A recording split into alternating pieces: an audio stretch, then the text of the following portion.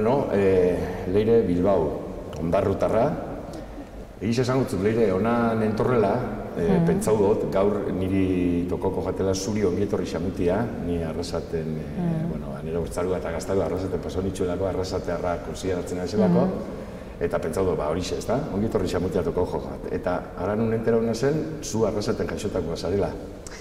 Hori dino, nire amak hemen ondoko ospitalean jaixo nintzala, zeberak berton egiten ban lana, eta, bueno, bai, aita itxasuan zegoen, eta nik hemen egin nuen lehenengo oiua, edo zarata, edo negarra, hobeto esan da, ez? Eta zuri jon, zer leku hau ezagunengo zaizu, ez? Nahi dut esan, zure astapenetan okerrezpanabil, Arrasate Telebistan aritu zinean? Bai, igazko mendeko kontuek izabiz, aintzinako kontuek. Ez da inbesterako izango. Bai, pentsaizu, orduen hoeta 3 urte, justo ikasketak ametsu berri, kasetaritza, eta Arrasaten bertan orduan sortu zen mugimendu guztia, gaur egun goiena komunikazio taldea bihurtu dena. Lehenengo urratza izan zen astekari bat, Arrasate Press, eta antxe izan zen nire lehenengo lana, kasetari moduan. Eta gero, arekin batera, handi gutxira, Arrasate Telebista sortu zen, gaur gauzen etxe hau, eta ixe esan hori urte asko pasatu dira, baina benetan oso urte ederrak eta oso horitzaben politxak euskal, bai.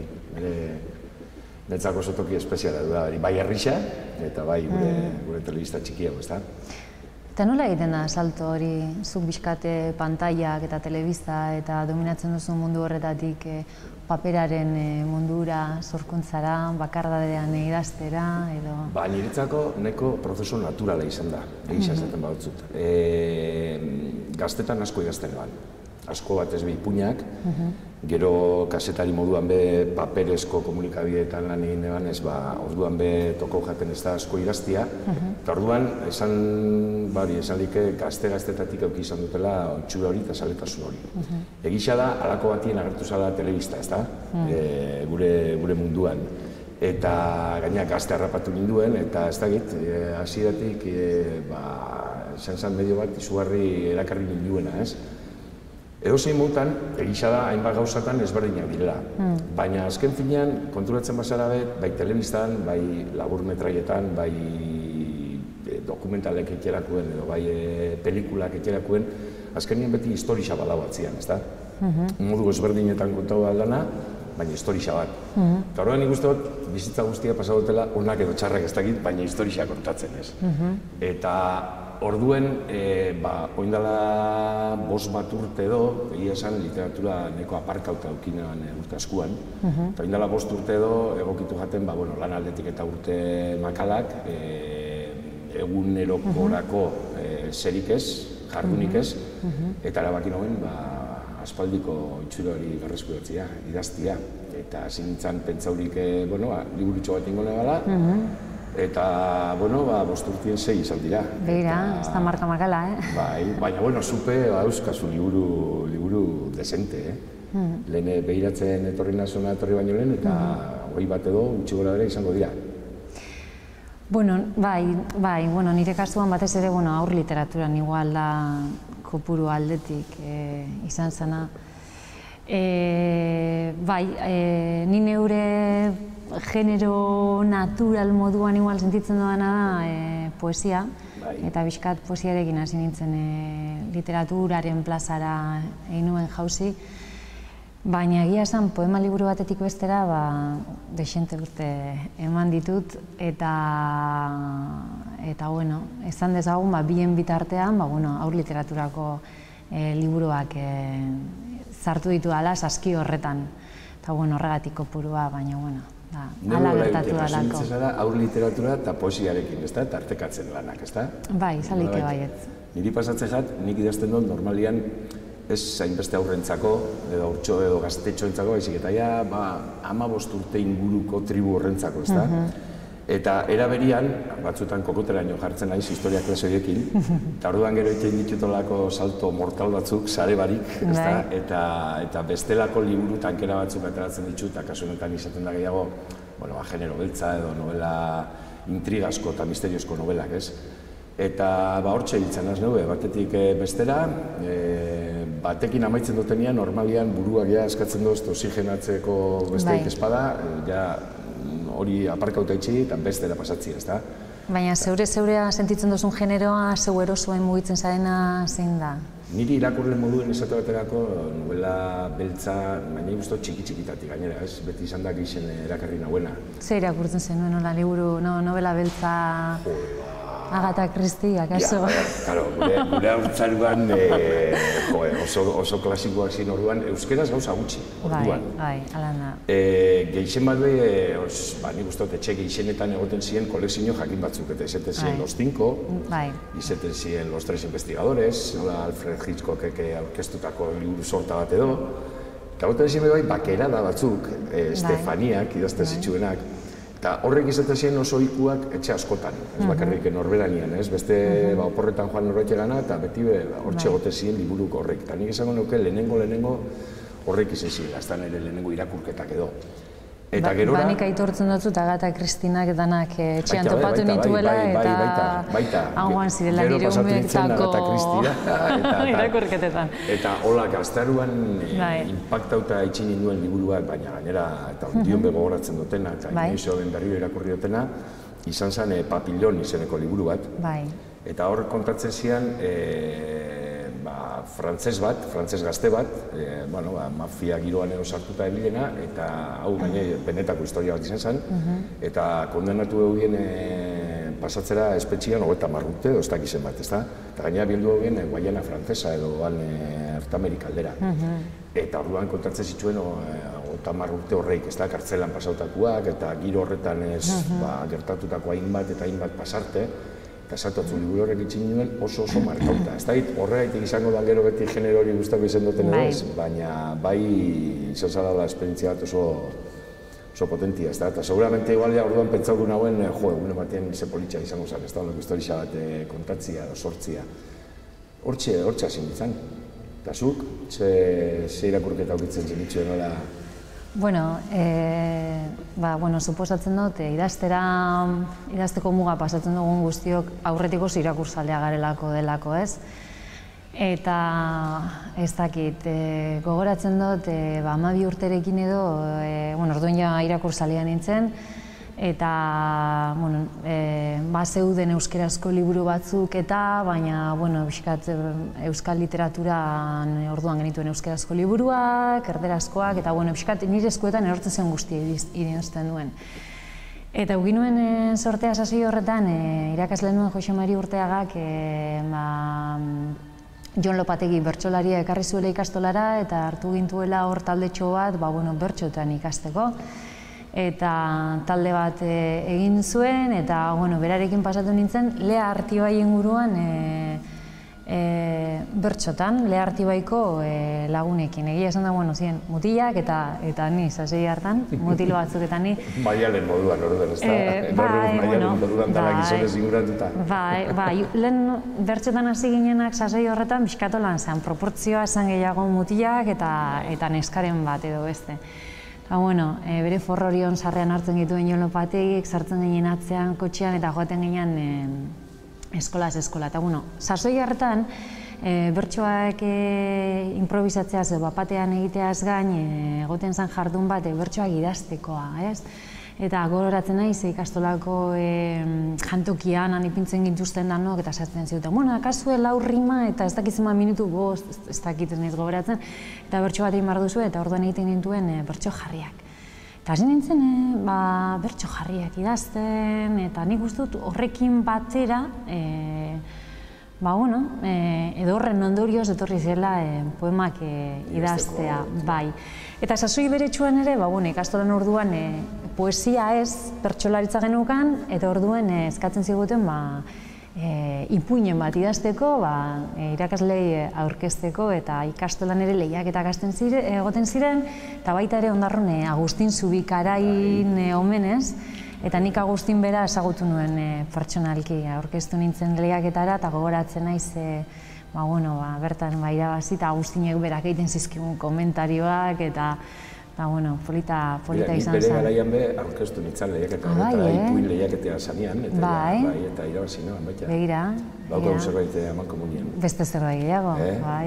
Bueno, dana zuk azkeneko golan ni baino sari desente gisa irabazi dituzu. Akordatzen naiz, telefonoz ezagutu ginen, ezta? Hola, aurrez aurre lehenengo aldiz tokatu jako horregotia, eta telefonoz hasi ezagutu ginela, elkarrizketa bat egin notzulako, eta ja orduan, aitzakia esan, liburu bat kaleratzen zenuen momentu horretan elkarrekin, edo kaleratu berria esan, Pikondoaren balada, ezta? Eta ja orduan, Lizardi saria okerrez panabil irabazi zenuen liburu horrekin, ezta? Eta pentsaizu, suerte apur bat emundotzuk, geroztik elkarre telefonoz ezagutu benduenetik, gero, iaia, sariketa guztietan zure izena ikusten dut, eta postu etenaz gainera, ikustu etenean. Akordatzen az, aurten lesakan izan zidan Jule sarien banaketa ekitaldia bertan egin zan, eta hanbe zure izena betartien, sarituen artien. Eta gerora aurten imaginatzen dut ilusioa handixakin hartuko zen duela pixkat Euskadi literatura saria irabaztia aurreta gaztien alorrian, ez dakit. Bueno, nik uste dut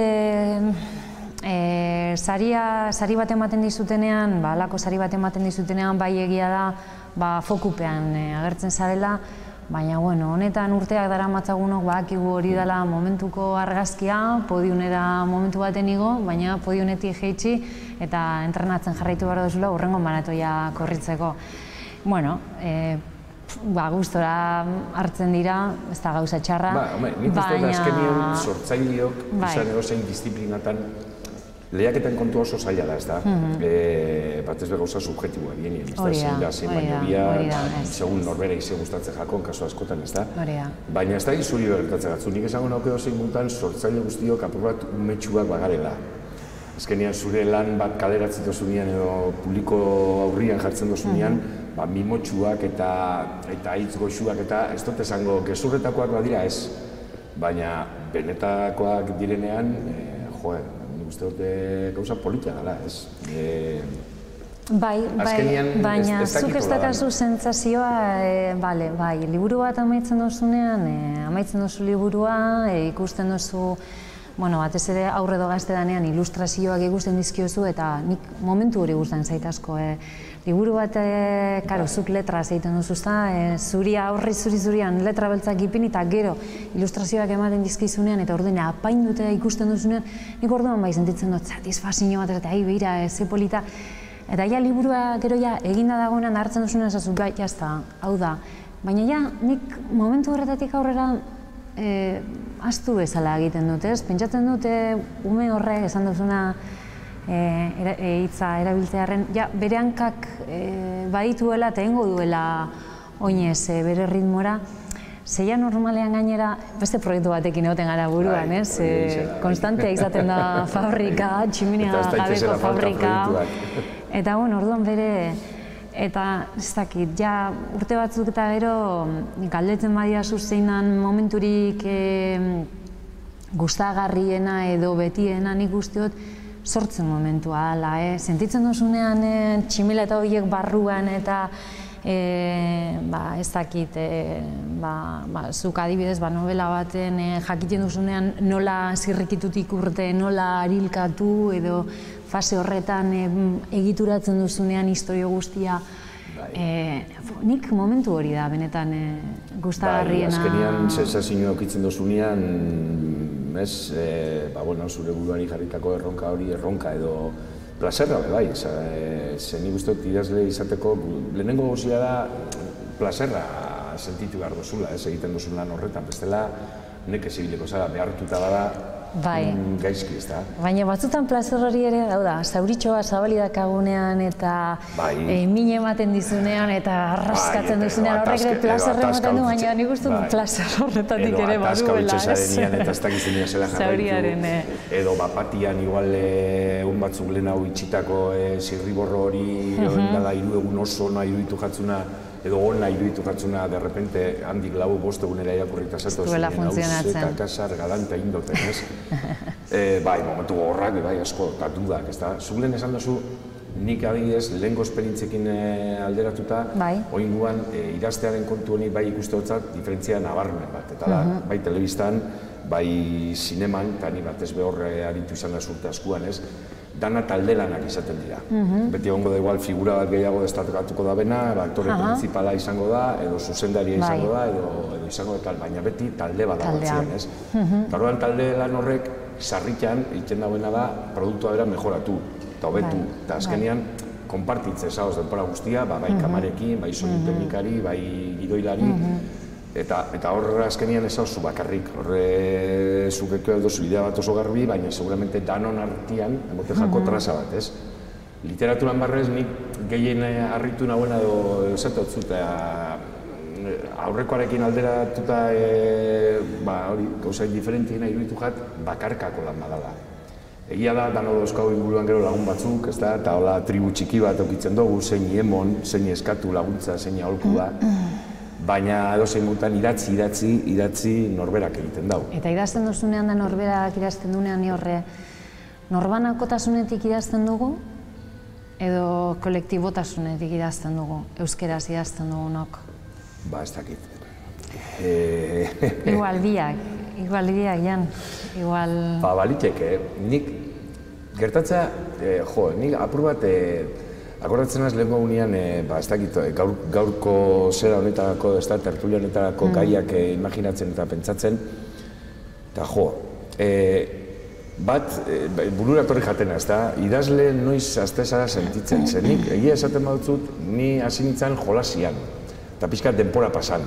Zan izan erabaki bat oso garbi eta hausnartutakua, ez da, esatotzut denpora neukan, gogoa probatzeko, eta hasieran jolas baten antzera, ez, hasi nuen bide guztia, ez.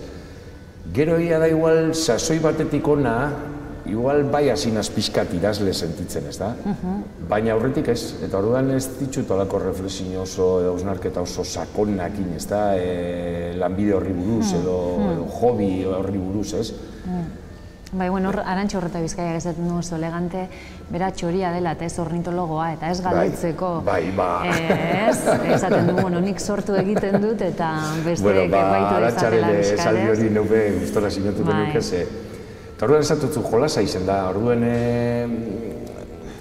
baina dana oso rarua gaina, ze, igual, novela beltzak ez, hori banekien, egunen batian idatzi eskero hor lehena edo berandua hor bukatuko nebala, hori gutxi gora bera pentsau neiken, ez da?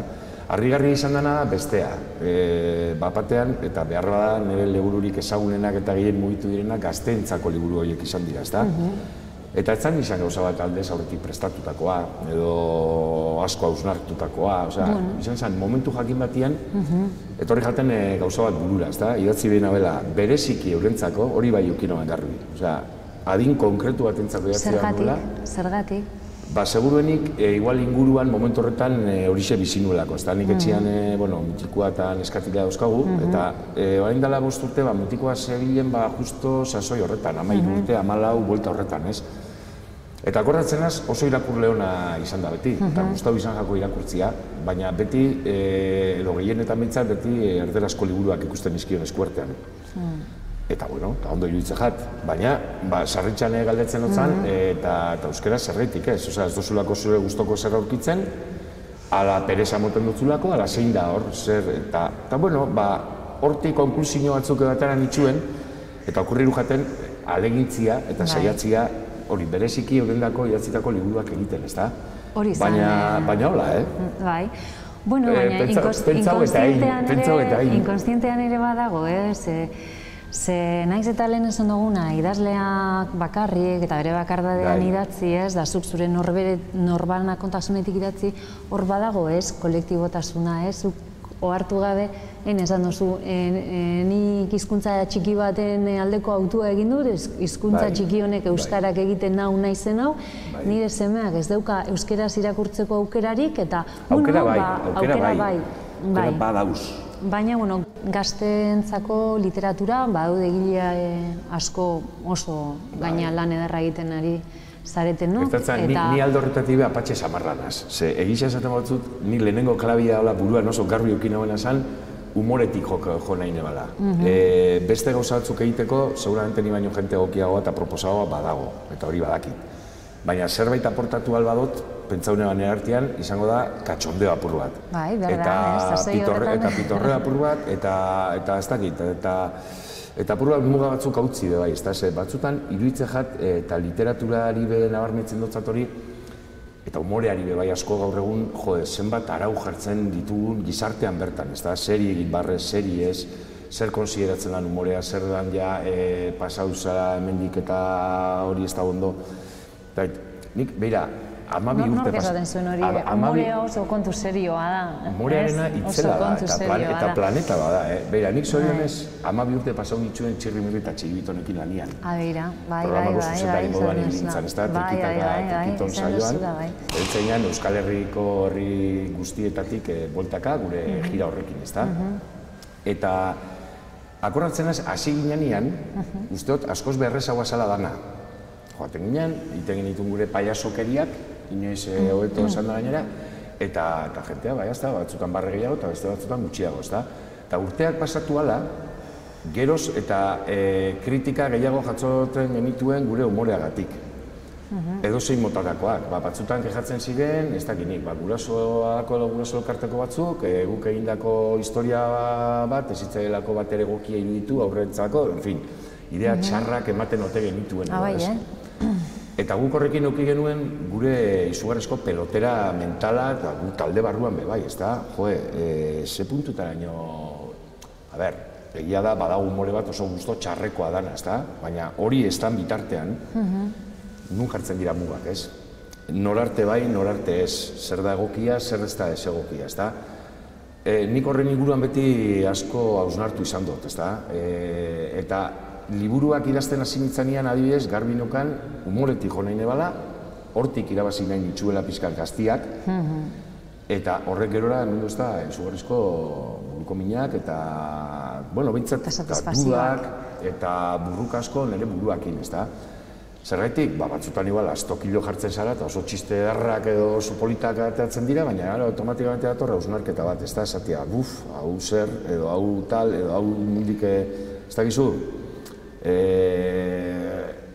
Eta terreno oso komplikatua da, oso komplikatua da, baina danetan, nahi dut esan literaturan, bertzotan, zinean, antzerkian, humore hona egita oso zaila da.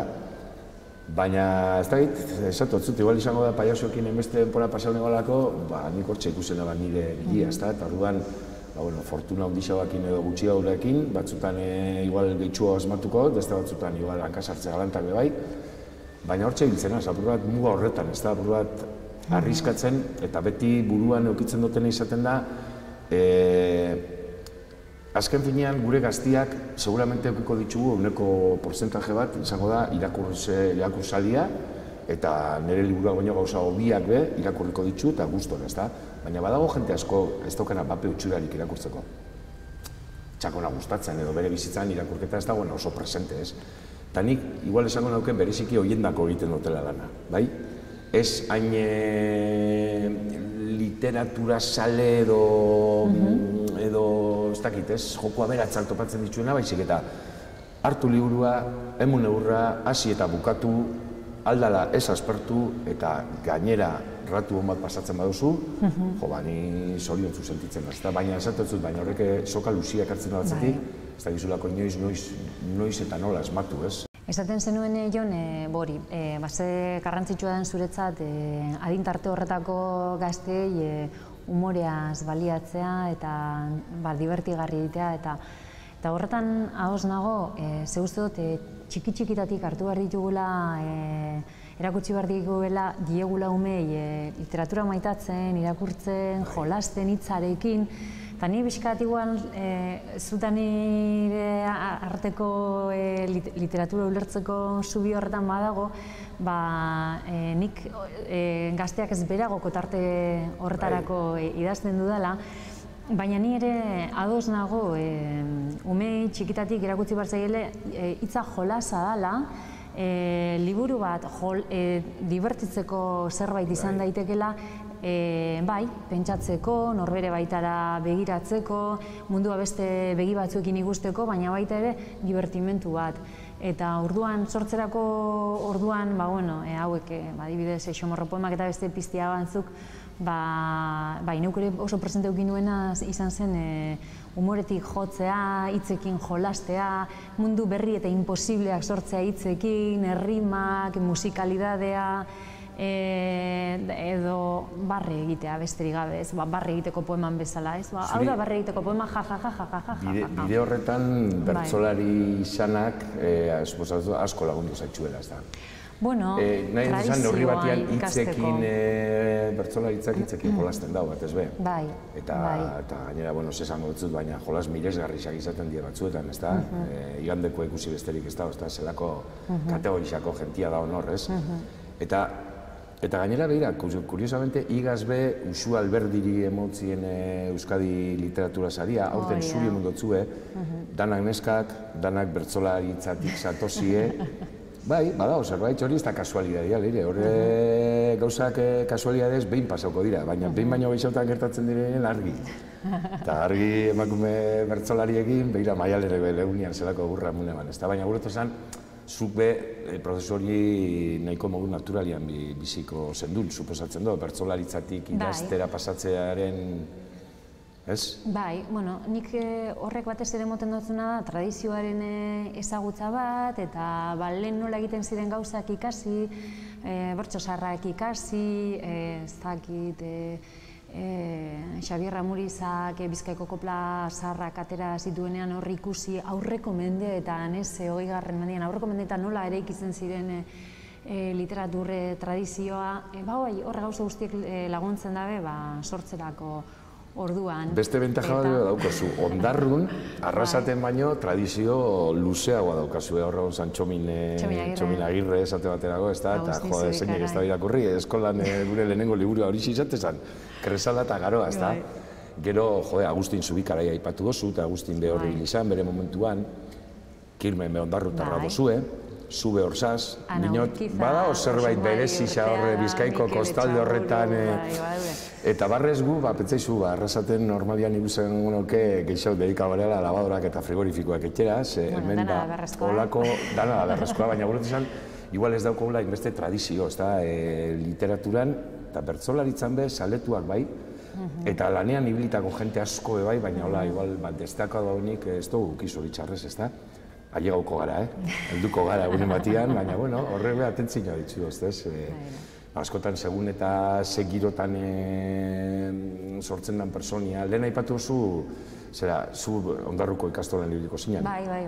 Eta irakasle aipatu zu hau... Urteaga, Jose Mari Urteaga. Bai, Jose Mari Urteaga, ez da, egon itzan egaz, ondarrun, hitzaldi bat emoten, Jose Marikin eta ondarruko tropelarekin, eta harrituta geratu nintzen, zelako maila, zelako galderak, zelako tertulia preparatu zuten. Teorian ordubetekoa izan behar zuen eta 2 ordu terdi egon ginean jota zua, ez?